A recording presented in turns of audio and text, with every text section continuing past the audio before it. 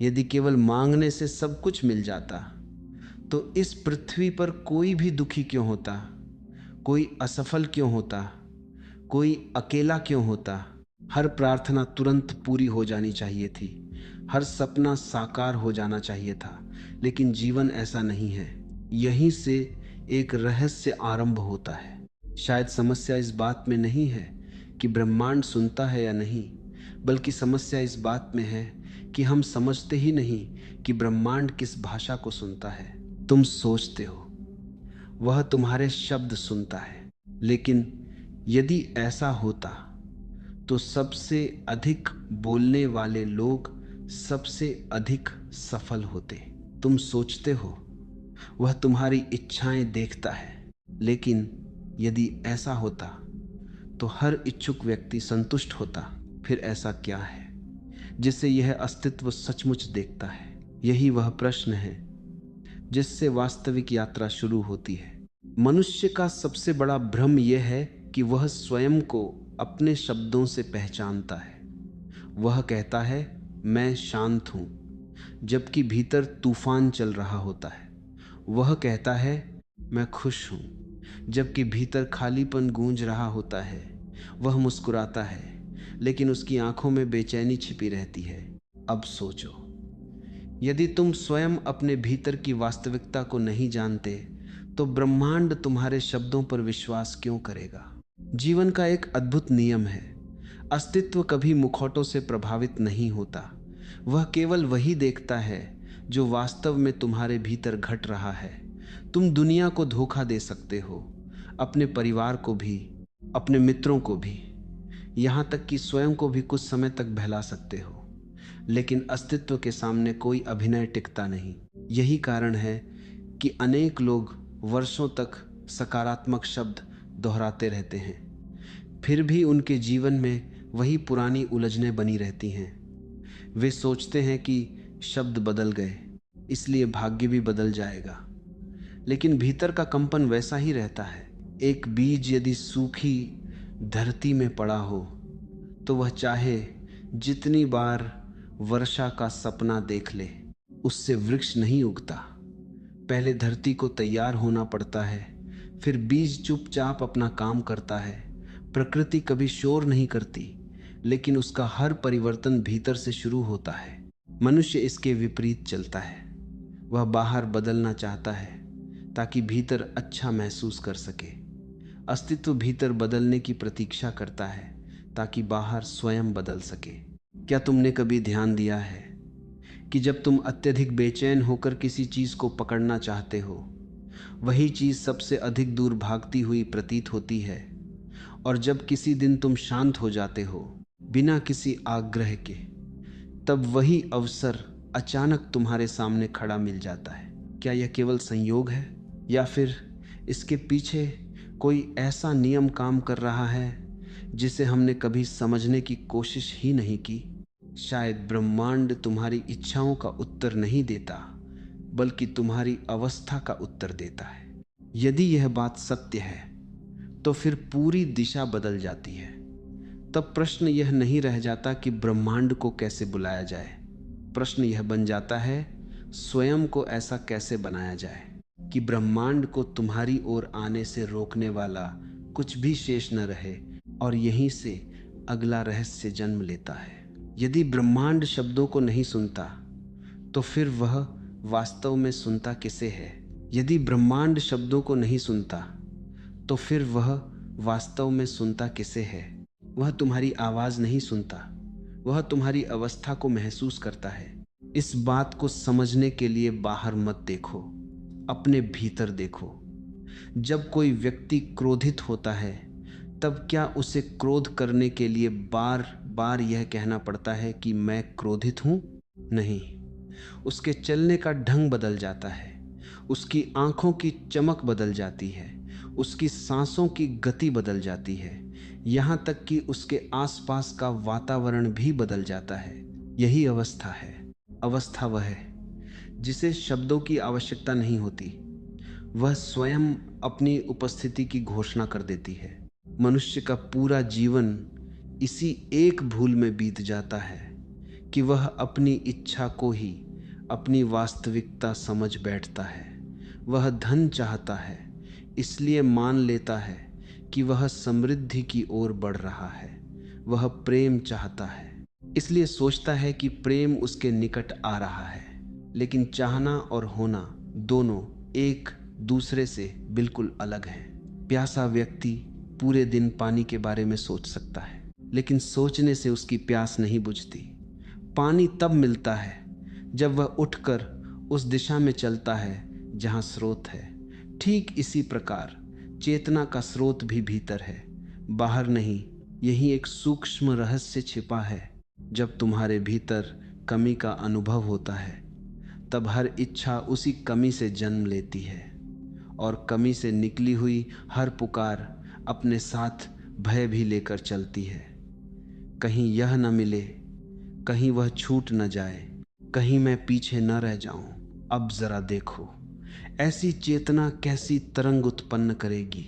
एक व्यक्ति बाहर से कह रहा है, मुझे सफलता चाहिए, लेकिन भीतर एक और आवाज चल रही है, शायद मैं सफल होने योग्य नहीं हूं। एक व्यक्ति कह रहा है, मुझे प्रेम चाहिए, लेकिन भीतर कहीं गहराई में डर बैठा है, शायद कोई मुझे स्वीकार नहीं करेगा। ब्रह्मांड इन दोनों में से किसे सुनेगा? जो होंठ बोल रहे हैं या जो अस्तित्व चुपचाप जी रहा है?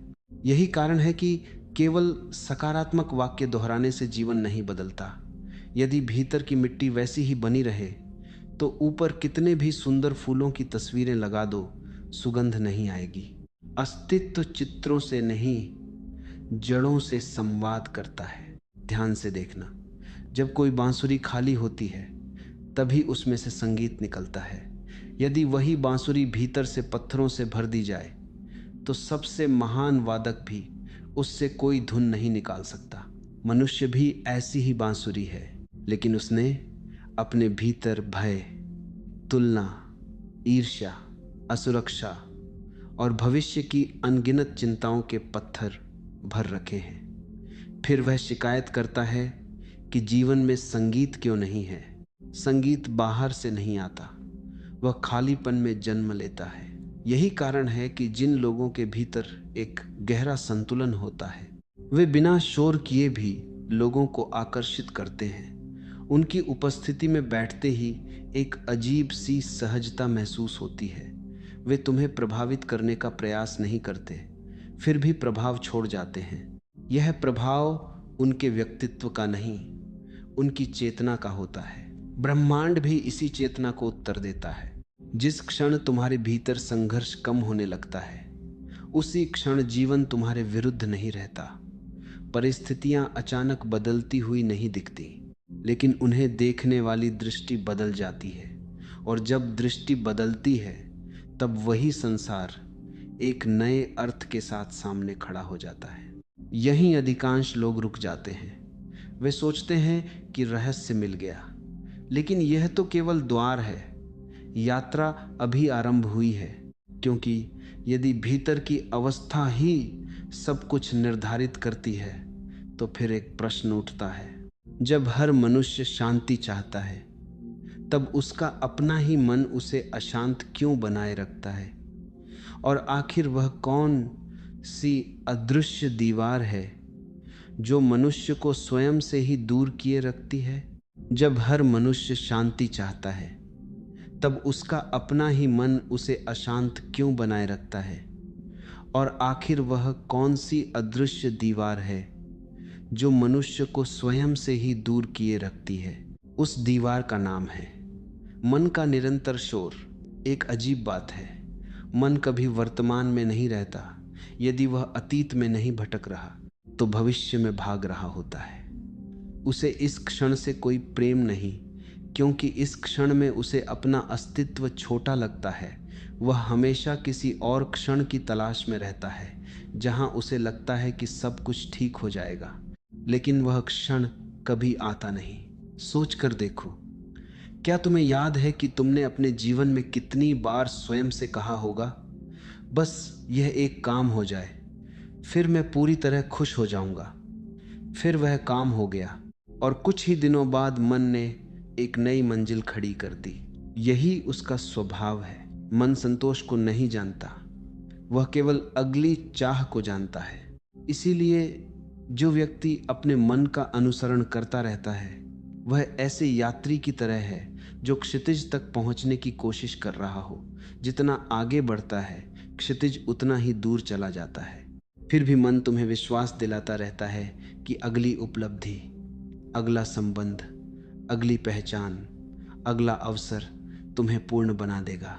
क्या तुमने कभी देखा है कि मन कितना चालाक व्यापारी है? वह हर समय एक सौदा करता है। वह कहता है पहले यह पालो फिर शांति मिलेगी। लेकिन शांति कभी सौदे में नहीं मिलती, क्योंकि शांति किसी उपलब्धि का पुरस्कार नहीं है, वह जागरूकता का स्वभाव है। यही अहंकार जन्म लेता है। अहंकार हमेशा तुलना पर जीवित रहता है। उसे यह नहीं देखना कि वह कौन है, उसे केवल यह देखना है कि दूसरा कौन है। यदि कोई तुमसे आगे निकल जाए तो तुम्हारी प्रसन्नता कम हो जाती है। यदि कोई पीछे रह जाए तो तुम्हें अपने महत्व का अनुभव होने लगता है। ध्यान देना, ऐसी प्रसन्नता कितनी कमजोर होती है जिसे दूसरे की स्थिति बदलते ही खोया जा सके। वह आनंद नहीं, केवल मानसिक नशा है। और यही नशा मनुष्य को लगातार बांधे रखता है। फिर एक और भ्रम पैदा होता है, नियंत्रण का। मन चाहता है कि हर घटना उसकी योजना के अनुसार घटे, लोग वैसा ही व्यवहार करें जैसा वह चाहता है, भविष्य वैसा ही बने जैसा उसने कल्पना की है। लेकिन जीवन किसी की योजनाओं पर नहीं चलता। नदी कभी नक्शा देखकर नहीं बहती, वह हर मोड़ पर नई दिशा स्वीकार करती है। इसी कारण वह अंततः सागर तक पहुंच जाती है। मनुष्य उल्टा करता है, वह अपने भीतर एक नक्शा बना लेता है और फिर पूरे अस्तित्व से उम्मीद करता है कि वही रास्ता अपनाए। जब ऐसा नहीं होता तब वह निराश हो जाता है। उसे लगता है कि जीवन उसके विरुद्ध है।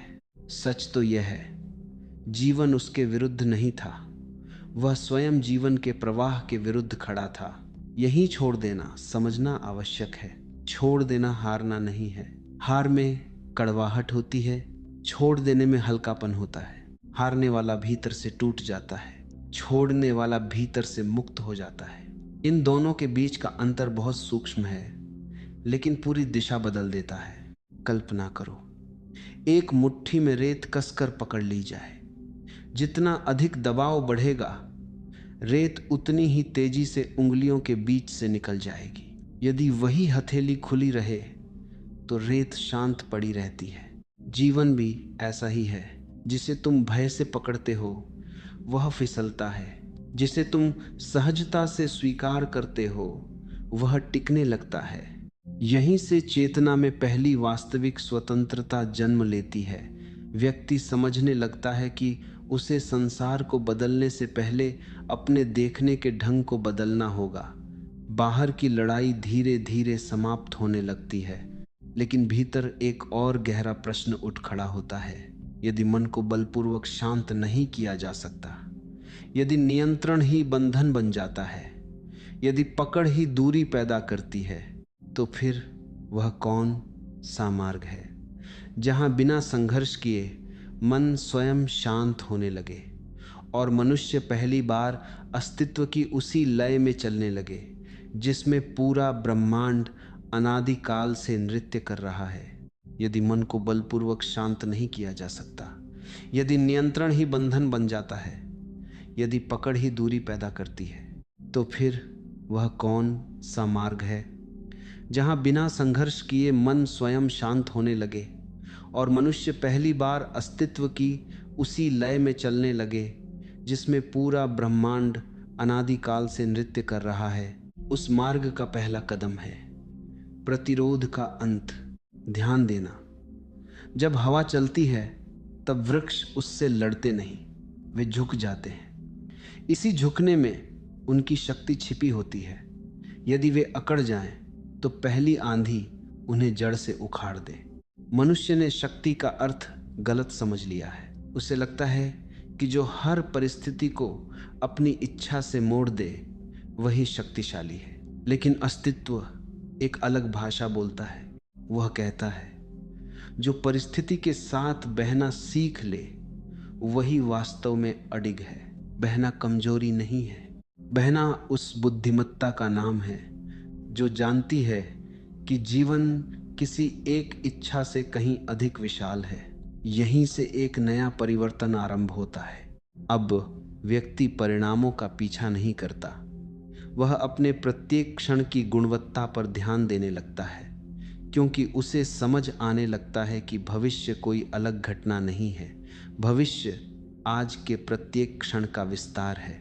यदि इस क्षण में अशांति बोई जाएगी तो कल शांति कैसे उगेगी? यदि इस क्षण में भय जीवित है तो आने वाला समय साहस कैसे बन जाएगा? जो अभी है वही आगे चलकर जीवन कहलाएगा। इसलिए जागरूक मनुष्य भविष्य बनाने की कोशिश नहीं करता, वह वर्तमान को निर्मल बनाता है। यही कृतज्ञता का वास्तविक अर्थ खुलता है। अधिकांश लोग कृतज्ञ तब होते हैं जब उन्हें कुछ मिल जाता है, लेकिन यह व्यापार है, कृतज्ञता नहीं। सच्ची कृतज्ञता उस व्यक्ति में जन्म लेती है जिसने यह देख लिया कि केवल जीवित होना ही एक अद्भुत चमत्कार है। सूर्योदय ने कभी तुमसे मूल्य नहीं मांगा, आकाश ने कभी प्रवेश शुल्क नहीं लिया, श्वास ने कभी अनुबंध नहीं किया, फिर भी यह सब हर दिन तुम्हें मिला हुआ है। जिस दिन यह अनुभव भीतर उतर जाता है उसी दिन अभाव का बोझ हल्का होने लगता है, और जहां अभाव कम होता है वहां आकर्षण सहज होने लगता है। अब ध्यान को समझो। ध्यान किसी विचार से लड़ने का अभ्यास नहीं है। ध्यान उस आकाश की तरह होना है जिसमें बादल आते भी हैं, चले भी जाते हैं, लेकिन आकाश अपनी विशालता नहीं खोता। विचार आएंगे, भावनाएं भी उठेंगी, स्मृतियां भी लौटेंगी, किंतु यदि हर बार तुम उनके पीछे चल पड़ोगे तो तुम स्वयं को फिर खो दोगे। जो केवल देख सकता है वही मुक्त हो सकता है। देखना बदलने की शुरुआत है। जैसे ही तुम अपने भीतर उठती बेचैनी को बिना भागे देख लेते हो, उसकी पकड़ ढीली पड़ने लगती है। जिस क्रोध को पहले तुम अपना स्वभाव समझते थे वह केवल एक गुजरती हुई लहर दिखाई देने लगता है। जिस भय को तुम अपनी पहचान मान बैठे थे वह भी धीरे धीरे एक छाया भर रह जाता है। यही चेतना पहली बार अपने केंद्र को छूती है, और जब केंद्र मिल जाता है तब बाहरी घटनाएं पहले जैसी रहकर भी तुम्हें पहले जैसा प्रभावित नहीं कर पाती। इसी अवस्था में व्यक्ति एक गहरे रहस्य को समझता है। वह यह कि ब्रह्मांड को आकर्षित करने का अर्थ किसी अदृश्य शक्ति को अपनी ओर खींचना नहीं है। वास्तविक परिवर्तन यह है कि तुम स्वयं उस विरोध को समाप्त कर देते हो जो अब तक तुम्हें जीवन की धारा से अलग किए हुए था। दरवाजा बाहर से बंद नहीं था, ताला भीतर लगा हुआ था। जैसे ही वह खुलता है तुम्हें महसूस होने लगता है कि जिसे पाने के लिए तुम वर्षों तक भागते रहे वह तो हमेशा से तुम्हारे चारों ओर उपस्थित था, लेकिन अभी अंतिम पर्दा उठना बाकी है। यदि अलगाव केवल एक भ्रम था, यदि संघर्ष ही दूरी का कारण था, यदि चेतना का द्वार खुलते ही जीवन बदलने लगता है, तो फिर वह अंतिम बोध क्या है जिसके बाद मनुष्य ब्रह्मांड को आकर्षित करने की कोशिश ही छोड़ देता है, क्योंकि उसे अनुभव हो जाता है कि वह स्वयं कभी ब्रह्मांड से अलग था ही नहीं। यदि अलगाव केवल एक भ्रम था, यदि संघर्ष ही दूरी का कारण था, यदि चेतना का द्वार खुलते ही जीवन बदलने लगता है, तो फिर वह अंतिम बोध क्या है जिसके बाद मनुष्य ब्रह्मांड को आकर्षित करने की कोशिश ही छोड़ देता है, क्योंकि उसे अनुभव हो जाता है कि वह स्वयं कभी ब्रह्मांड से अलग था ही नहीं। यही वह क्षण है जहां खोज समाप्त होती है। अब तक तुम सोचते रहे कि तुम एक छोटे से व्यक्ति हो और ब्रह्मांड कहीं बाहर फैला हुआ एक विराट रहस्य है, इसलिए तुम्हारी पूरी यात्रा बाहर की ओर थी।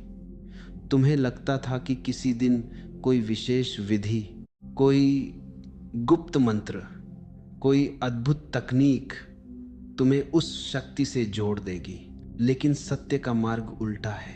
जितना भीतर उतरते हो उतना बाहर का रहस्य खुलने लगता है, क्योंकि भीतर और बाहर दो नहीं हैं। जिस प्रकार समुद्र की एक लहर स्वयं को समुद्र से अलग मान ले तो उसका पूरा जीवन भय में बीतेगा।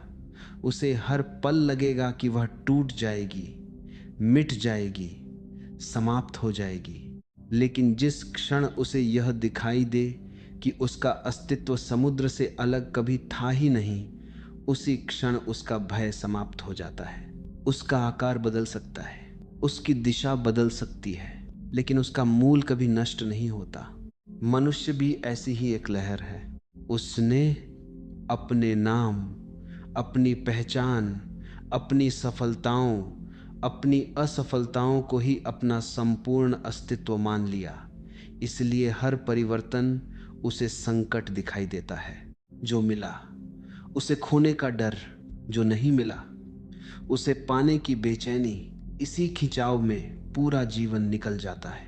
फिर एक दिन जागरूकता का दीपक जलता है और पहली बार यह अनुभव होता है कि जीवन किसी उपलब्धि की प्रतीक्षा नहीं कर रहा था। जीवन तो हर क्षण अपने संपूर्ण वैभव के साथ उपस्थित था। अनुपस्थित केवल देखने वाली आंख थी। यही आकर्षण का वास्तविक अर्थ प्रकट होता है। आकर्षण का अर्थ यह नहीं कि ब्रह्मांड तुम्हारी इच्छाओं के अनुसार बदल जाए। आकर्षण का अर्थ यह है कि तुम इतने स्पष्ट, इतने निर्मल, इतने शांत हो जाओ कि जो पहले से तुम्हारी ओर आना चाहता था उसके मार्ग की सारी बाधाएं स्वयं हट जाएं।